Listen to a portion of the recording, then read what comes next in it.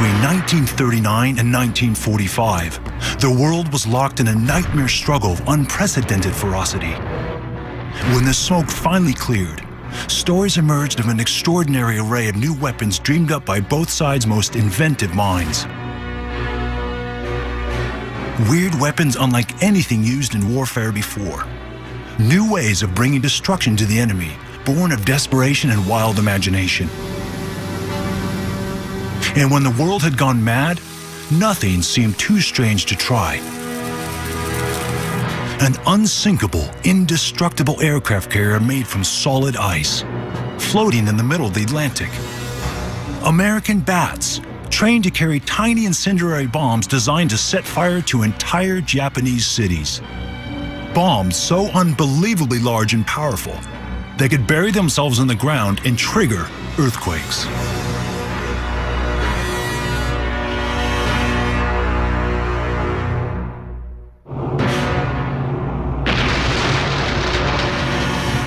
On the Allied side, some of the most extreme ideas were born in the dark early days of World War II.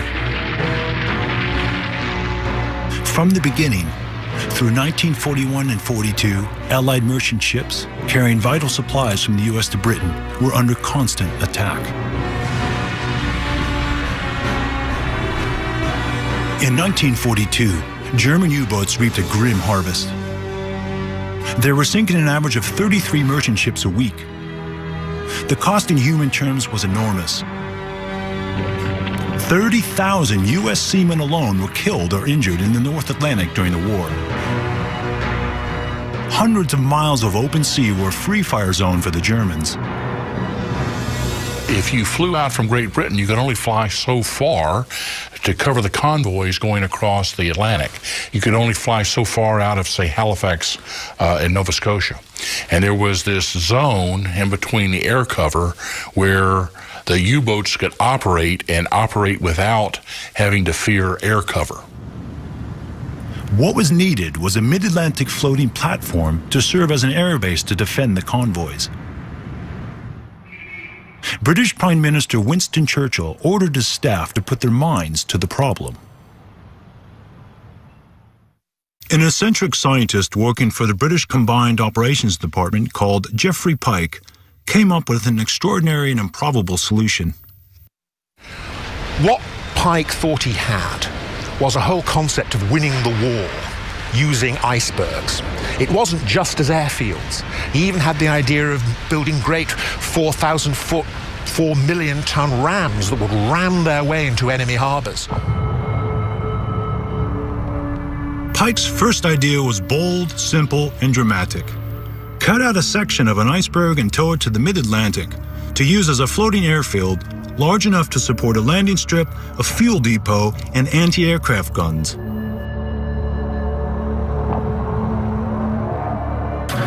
In an increasingly beleaguered Britain, the idea was seized upon with enthusiasm. Churchill was so taken by the concept, he said, "The advantages of a floating island are so dazzling, at the moment they do not need to be discussed." But when Pike and his colleagues looked at the idea in detail, they realized it wasn't that easy. The problem, of course, with any iceberg, if you have 10% above, you have 90% below. And the Admiralty had determined you needed a 50-foot freeboard to launch aircraft off of successfully, which means you have nearly 500 feet below.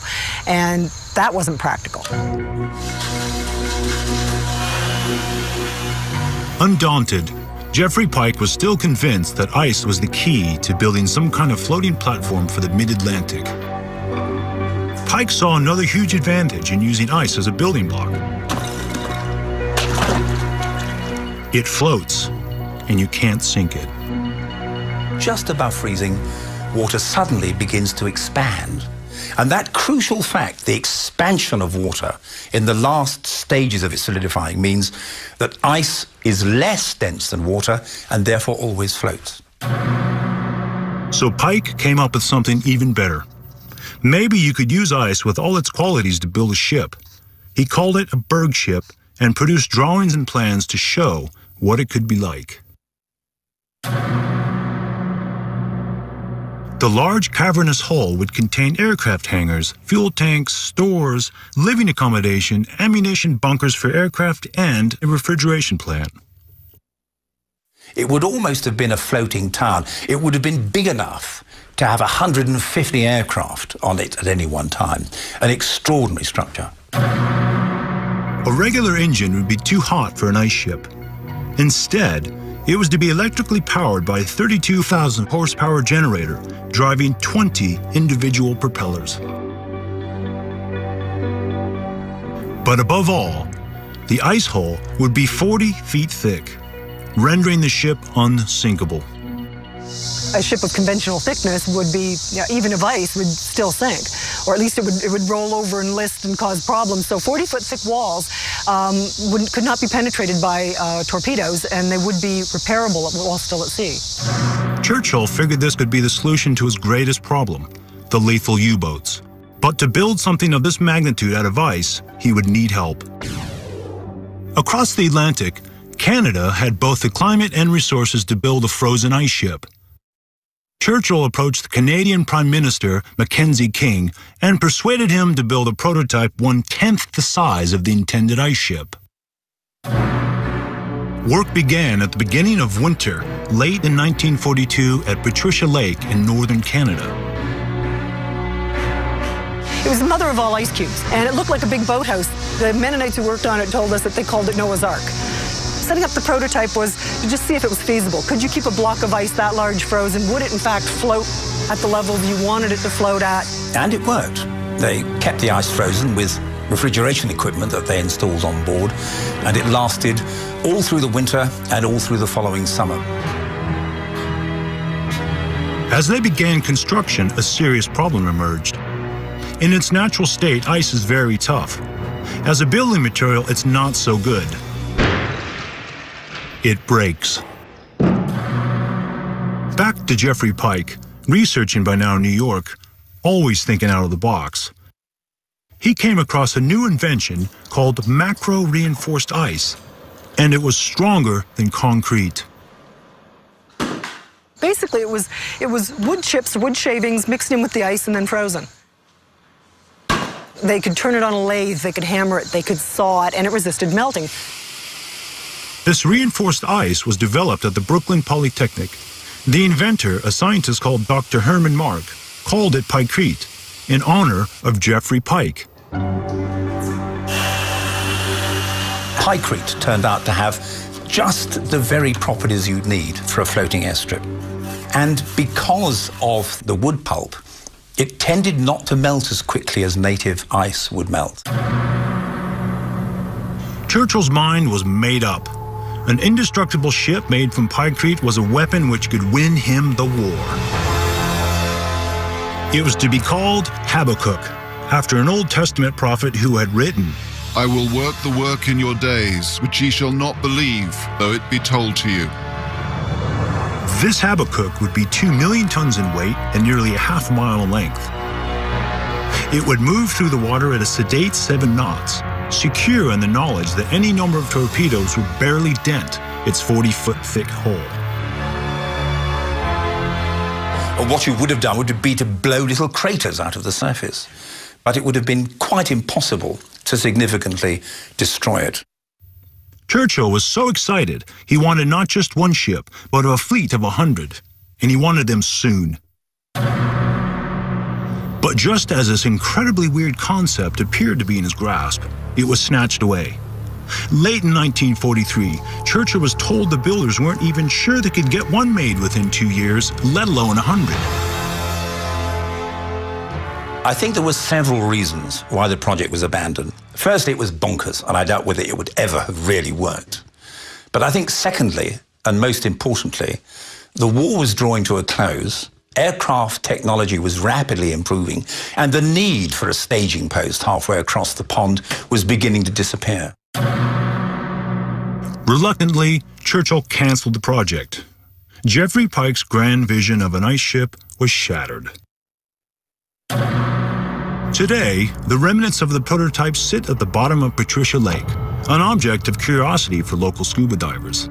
And for those who know the story of the Habakkuk, a reminder of what might have been. The Habakkuk was destined not to play a part in the Allied offensive against Nazi Germany, but many more weird weapons would. In 1944, they were primed to spearhead the largest invasion in history. June 1944. An enormous force was amassing in England in preparation for the biggest military operation in history, the invasion of Nazi-occupied Europe. Under the command of General Eisenhower, American and British troops had been planning every detail of the operation for months. Armored tanks were to play a vital role. If the tanks could spearhead the beach landings, it would give the Allies a huge advantage. Conventional thinking was to cross the sea in a landing craft, but surprise was to be a vital part of the D-Day plan. The answer? Build tanks that could swim. The American Army had been looking at ways to get tanks to move through water since World War I. The results were not always promising.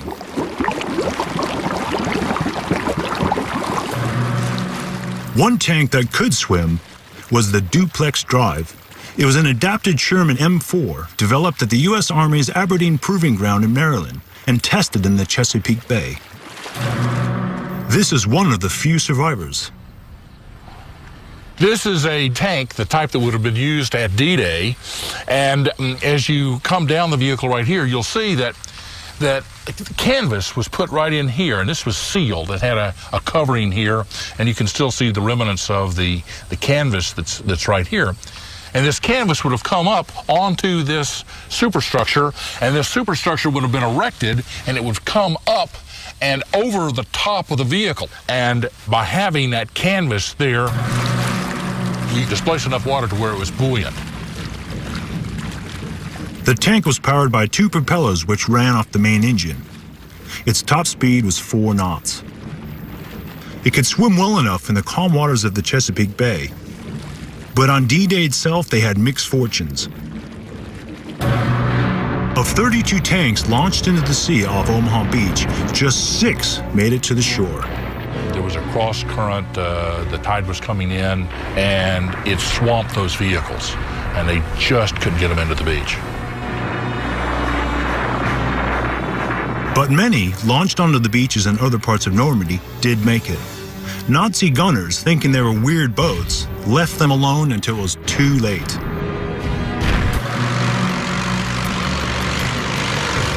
Several other specially adapted tanks kept up the momentum of the invasion. This flamethrower could incinerate a German pillbox in seconds. A rhinoceros tank cut through thick hedgerows like a knife through butter. But most successful of all were the flail tanks. The flail tank was designed to clear a path through minefields. Each tank had a mechanical rotor built on the front. Attached to the rotor were 6-foot chains with fist-sized balls to detonate the mines. Ian Hammerton commanded a flail tank on D-Day.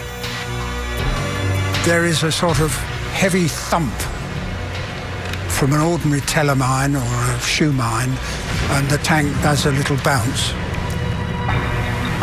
Not only did these bizarre-looking tanks blow up mines, they often terrified Nazi soldiers into surrender.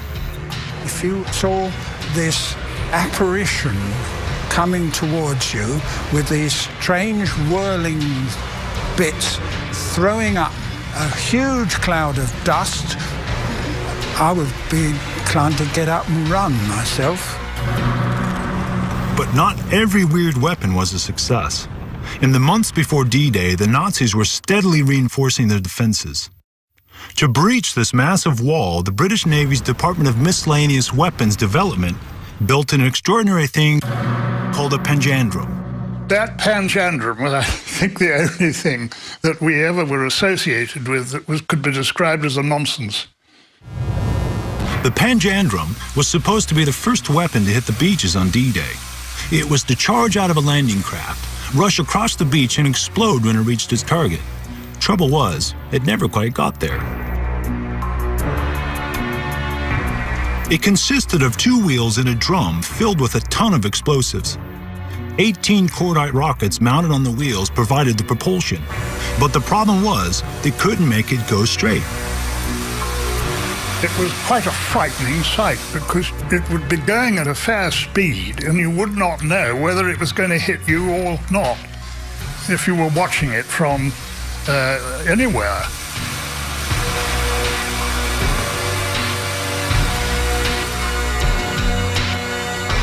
To compensate, they added more rockets and fitted a third wheel. And still it didn't work. Although a stray rocket provided an interesting diversion for a curious dog. After a year of tests, the Panjandrum finally reached the point of no return. It ran at a collection of staff officers who'd come down to watch it. And it stared off at them, and they all fell over into a dike. When that happened, I think they rather changed their minds. The Panjandrum cost hundreds of thousands of pounds before the British Navy finally admitted defeat. Yes, it appeared to be a daft thing, but the urgency and desperation behind it has to be borne in mind. But the same urgency and desperation was also producing astonishing and inventive ideas. In America, a Pennsylvania dentist was hatching a plan to destroy Japan's industrial base. Using bats?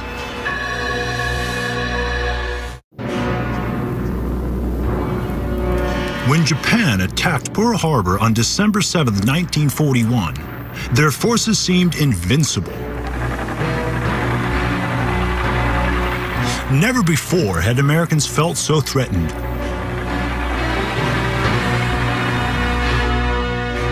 From across the nation, President Franklin D. Roosevelt was inundated with novel ideas and offers of help.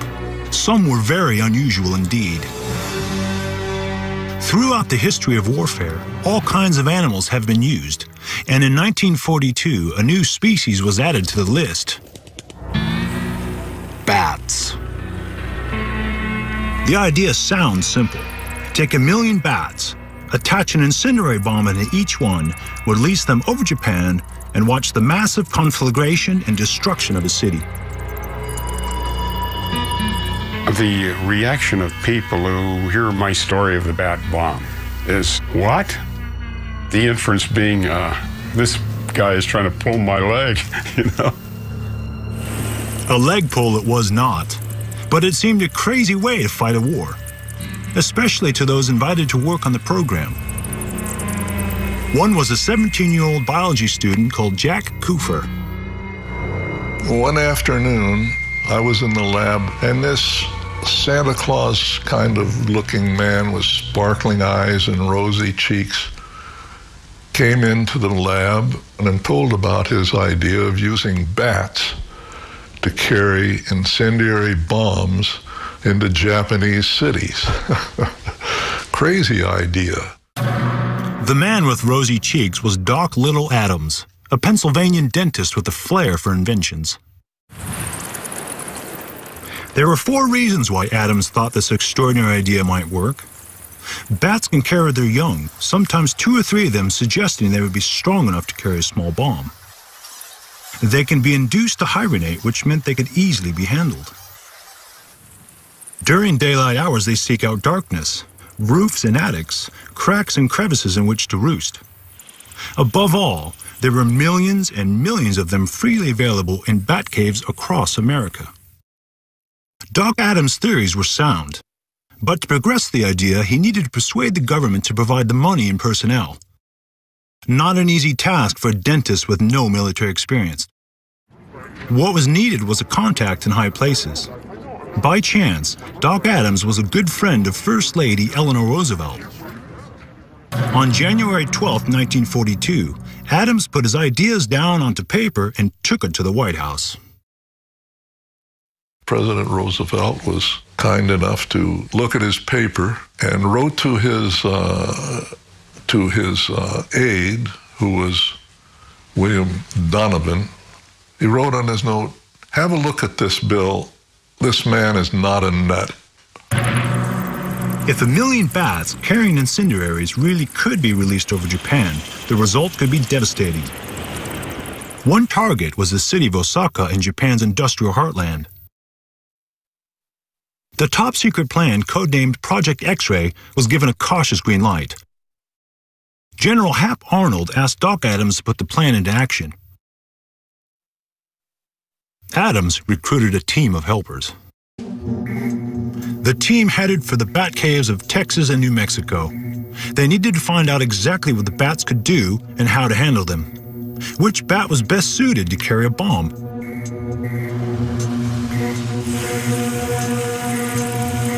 There were millions of bats in every cave, and they came in many different shapes and sizes. But there was only one that could be seriously considered for the project, and that was the Mexican freetail. It wasn't particularly big, but there were millions of them. So this is a Mexican free-tailed bat. This is the one, the species that's so abundant at Carlsbad Caverns and most of the bat areas in the southwestern United States. Catching enough bats was easy.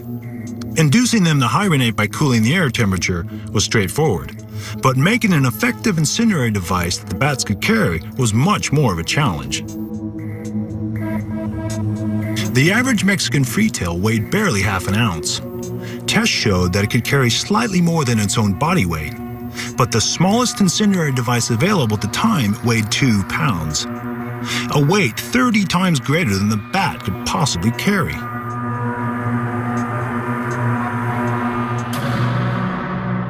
One of America's top scientists, Harvard chemist Louis Feiser, was appointed to the project. His task: to design a device small enough for a bat to carry, yet powerful enough to set fire to a building. His idea was to apply something he'd invented called napalm, which is jellied gasoline. It's a mixture of gasoline and liquid soap, in effect. It's compact, it's relatively lightweight, it's reliable, and once you set it off, it's going to burn very fiercely. But beyond that, once this jellied gasoline gets hot, it will also flow, which means you can get into crevices and under roofs and down partitions and so on. So for the bat bomb, it's the perfect explosive. To carry the napalm, Feiser developed a tiny celluloid capsule. It included a time delay fuse, but remarkably still weighed less than an ounce. The bomb would be attached by means of a surgical clip here to the skin of the chest of the bat. So it would be just suspended under it, sort of like this. And that little bomb was so effective that you could lay it on a solid plank, like a 12 by 12 plank of wood, and ignite it, and it would start the wood on fire. No kindling required. Just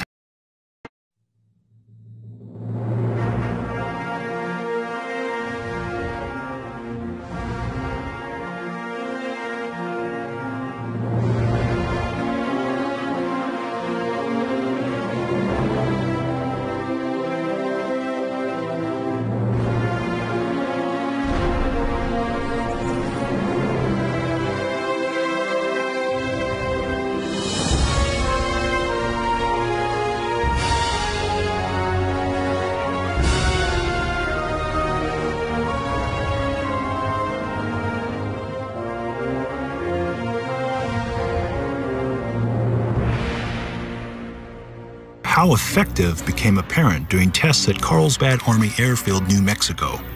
Some bats carrying live incendiaries escaped, and within minutes the base was in flames.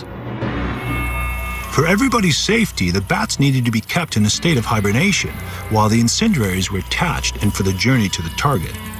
The sleeping bats couldn't just be dropped from a plane because they would simply crash to the ground. For the bats to be delivered effectively, they would need time to emerge from hibernation and a safe platform from which to fly off and find a building to roost in. Doc Adams came up with the answer by designing this ingenious purpose-built bat bomb. 1,040 bats stacked onto 26 trays were placed into a 5-foot bomb-shaped container. On each tray, there were 40 separate compartments, one for each bat. The bomb would be dropped from 5,000 feet with its descent carefully controlled. A parachute would open at 1,000 feet. Simultaneously, the outer casing of the bomb would fall away.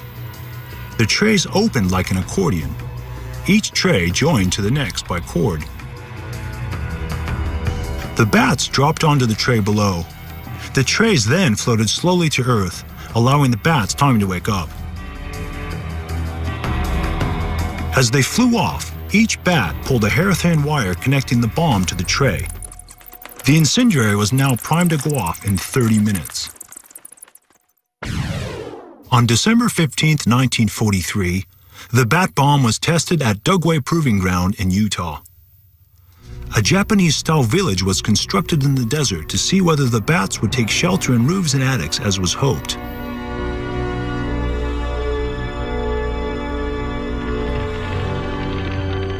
The bats performed perfectly.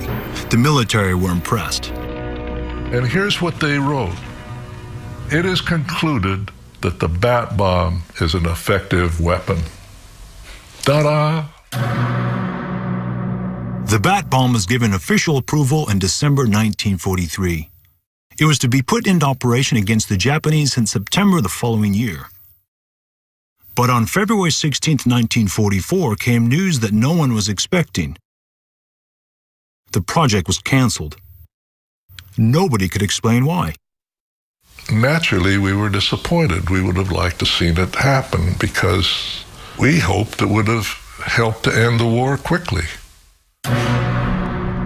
But a quicker way to end the war had already been found. The atomic bomb rendered the bat bomb obsolete before it could be put into action. The war was over for Doc Adams and his team, but across America the search for weird ways to gain an advantage over the enemy never stopped. In Minneapolis in 1942, a plan was hatched to train pigeons to guide a bomb to its target. Today's electronic smart bombs are the perfect weapon. You can sit miles away in complete safety and guide a missile with pinpoint accuracy to a distant target.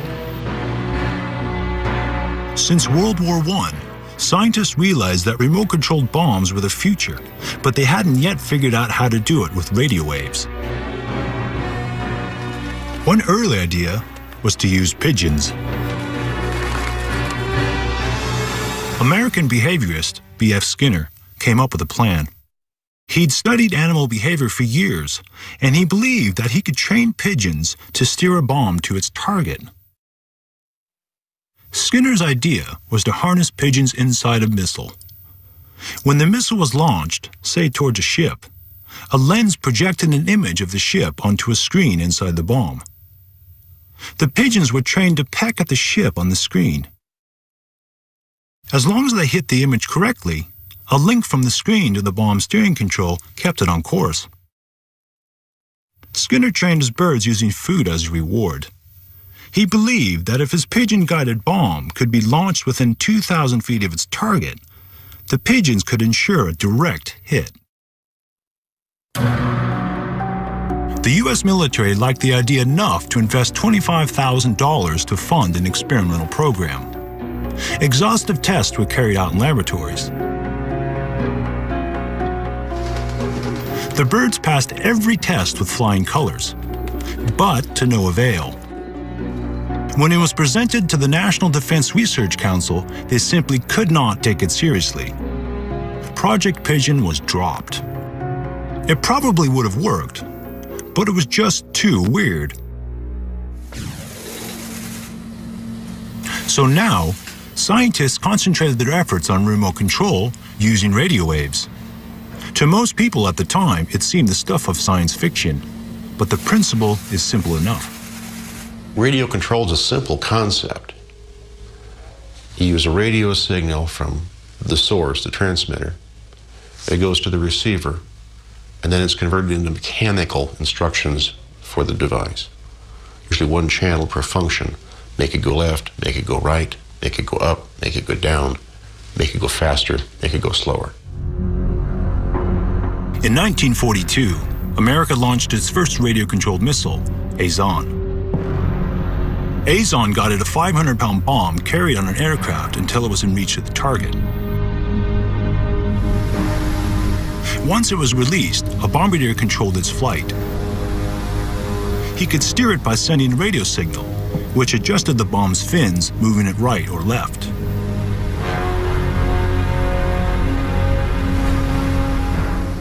These were extraordinary weapons. They were a leap in technology. They brought an accuracy to the aerial bombing that no one had ever seen before. Azon was the basis for an even weirder wonder weapon. Codenamed Operation Aphrodite, it would push the technological boundaries of radio control to new limits. Operation Aphrodite involved both the U.S. Army and Navy Air Forces. It was considered so dangerous they asked for pilots to volunteer. One who did was Ken Waters. They needed volunteers for a special mission, but if you did it, you'd get credit for 5 missions and get the DFC, the Distinguished Flying Cross. The plan was to turn an entire war-weary plane into a flying kamikaze bomb. The aircraft would be packed with 9 tons of explosives. 2 daredevil pilots would then fly the plane to 10,000 feet. They would arm the bomb and bail out, leaving a mother aircraft nearby to steer the bomb plane by radio control. To take an aircraft off like that that's rigged to blow up, you have to be a special person. Flight controls handed over to a bombardier in the mother aircraft. He would guide the explosive-packed plane to its target. You had to control the throttles, you had to control the climb and the dive of the aircraft, so there had to be a lot of very innovative ways to control that airplane with radio control. The pilotless plane, known as the drone, trailed smoke to help the bombardier and the mother aircraft keep track of it. 2 television cameras transmitted pictures of the instrument panel and the view from the flying bomb's cockpit back to the mother ship to help the bombardier's aim. The bomb and the mother plane between them were a whole technological revolution. Even those who flew them found it hard to understand. I think I maybe had heard about television, but this was the first television I ever saw in my life. Because the technology was new and untried, the whole operation was incredibly dangerous. Within weeks of the first flight, a pilot died when his flying bomb went out of control.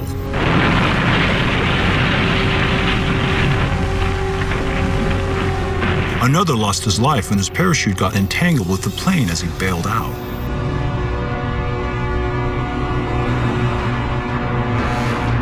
The most dangerous part of this mission, I felt, was the jumping out of the drone.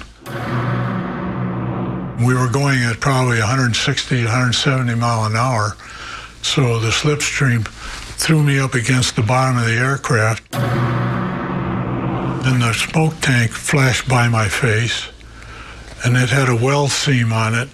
I can still see that weld seam flashing by my face about this far, and then I was clear. Ken Waters was one of the lucky ones. Operation Aphrodite was to claim the life of more volunteer pilots. One of them was Joseph Kennedy Jr., the eldest son of America's most famous family. He volunteered for it. And without people like that to go out and risk their lives, you're not going to know whether this technology is going to work or not. On the evening of August 12, 1944, it was Kennedy's turn to fly the bomb-packed drone aircraft. Together with his co-pilot, Bud Willey, he took off from First Field Aerodrome bound for a bombing mission in northern France. They flew a Navy Liberator bomber loaded with 21,170 pounds of explosive. Kennedy was to fly to 10,000 feet before handing control to the mother ship. His last task before bailing out was to arm the bomb. To do this, a new piece of equipment had been installed. An electronic arming switch, which replaced the existing manual system. At around 6:20, Joe Kennedy and Bud Willey started to throw switches and hand over control of their aircraft. Seconds later, there was a massive explosion.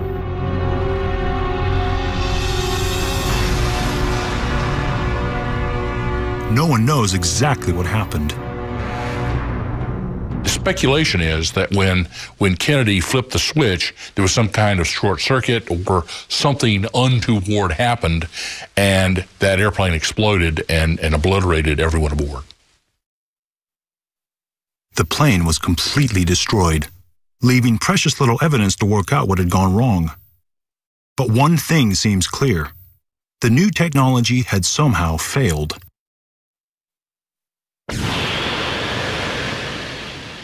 Radio-controlled missiles are now a standard part of the American Armory. Those who use today's missiles owe a great deal to men like Joe Kennedy, Wilford Bud Willey, and all the others who died.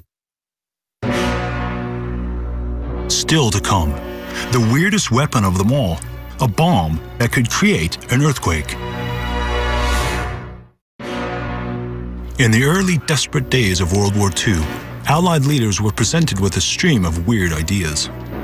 Dropping bombs into Vesuvius to provoke an eruption to destroy southern Italy. Releasing poisonous snakes in Berlin to terrify the German people. Spraying Hitler's garden with a hormone to change his sex. Small wonder then that sometimes a really good idea was not immediately recognized. A bomb so powerful that it could set off an earthquake may have seemed improbable, but it wasn't. During World War II, most bombs dropped from aircraft ranged from 500 to 4,000 pounds. They exploded as they hit the ground and caused a lot of damage. But much of the force of the blast was lost, dissipated into the atmosphere. A British engineer had a better, astonishing idea. A much bigger and heavier bomb that would do far more damage, and not just because of its size. Tallboy was an absolutely amazing weird weapon used during World War II. It was 22,000 pounds worth of explosive, and such a bomb had never, ever been used before. What made this massive bomb truly weird was that it could destroy a target without even scoring a direct hit. The earthquake bomb was designed to bury itself 100 feet into the ground before exploding. The underground blast would trigger an earthquake effect big enough to register on the Richter scale. If you explode a bomb underneath a building and you hollow out an area, what you're going to do is you're going to pick that building up to the heave of the ground and then drop it, and it's not going to be able to survive. The earthquake bomb was the brainchild of British aircraft designer Barnes Wallis. Wallis knew that a giant bomb detonated underground would trigger an earthquake effect. But there was a problem: how to deliver it. There were two critical factors: size and shape. This monster 22,000-pound weapon was to be dropped from 40,000 feet so it could gather maximum speed. Unlike any previous bomb, it had a sleek aerodynamic shape. The fins were slightly twisted so that the missile would spin like a bullet coming out of a rifle. By the time it hit the ground, it was traveling at the speed of sound. A specially reinforced steel nose cone, 4 inches thick, ensured that it would not disintegrate on impact. Everything about the bomb was new and untried. This was cutting-edge thinking. No one had thought of it before, and no one knew if it would work except its creator, Barnes Wallis. Barnes Wallis simply sketched it out on a piece of paper and knew that all you had to do was to get a big enough bomb traveling fast enough, and it was simply bound to go deep. It really is as simple as that. But in 1940, a bomb like this took some believing. There wasn't even an aircraft big enough to carry it. Barnes Wallis was an aircraft designer, not a munitions expert. His ideas were untested. Unconvinced, the British government turned the idea down. The turning point for Wallis came with the success of another astonishing invention of his, the bouncing bomb. Wallis designed them not just to skip along the surface of the water, but also to be delivered with backspin, which would drag the bomb under the water where an explosion would cause maximum damage to the German dams.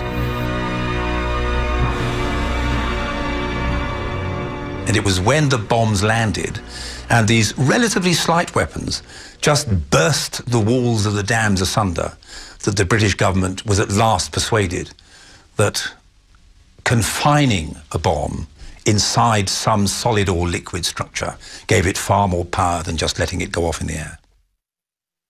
The bouncing bomb gave Barnes-Wallis all the credibility he needed. In 1943, the British government finally saw sense. The earthquake bomb went into production. The biggest bomb in history was about to be unleashed. The first version was smaller than Wallis had planned. 21 feet long, 12,000 pounds in weight, of which 5,000 pounds was Torpex high explosive. It was still the heaviest payload any plane had ever carried. The RAF 617 Squadron carried out the first raids. One of the early targets was the U-boat pens at Brest on the northwest coast of France. Protected by 20 foot of reinforced concrete, it was hard to see how even the earthquake bomb would be able to disturb them. We studied photographs of these U-boat pens, which just looked like little squares or oblongs in the harbour. And we were told how important it was that we should destroy them if possible or damage them. They attacked on August 5th, 1944. Even a tall boy could not drive right through 20 feet of reinforced concrete. But traveling at an incredible 600 miles an hour, the bombs made a 9-foot crater on the surface of the pens. Then the shock waves from the explosions caused an even bigger crater in the ceiling below.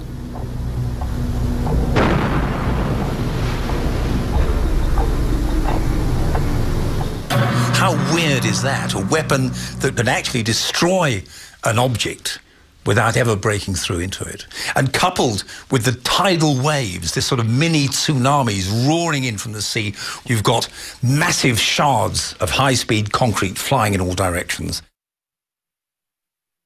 Inspired by the success, Allied leaders decided to push ahead and develop the full-size earthquake bomb. Codenamed Grand Slam, it carried 22,000 pounds of explosive and stood 26 feet tall. Gun turrets and bomb doors had to be removed from the Lancaster just to get this massive weapon on board. On March 14, 1945, it was used for the first time.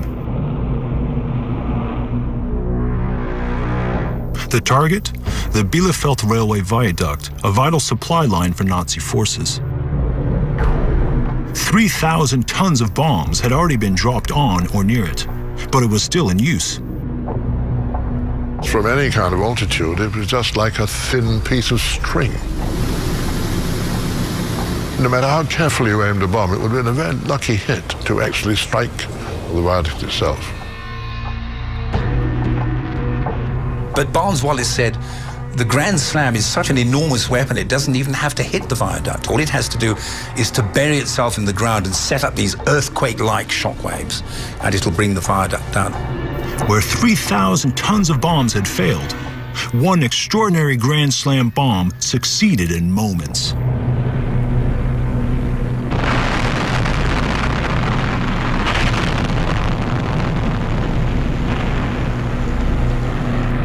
Down it went, into the earth, exploded, shifted the earth, and the whole thing fell down like a pack of cards.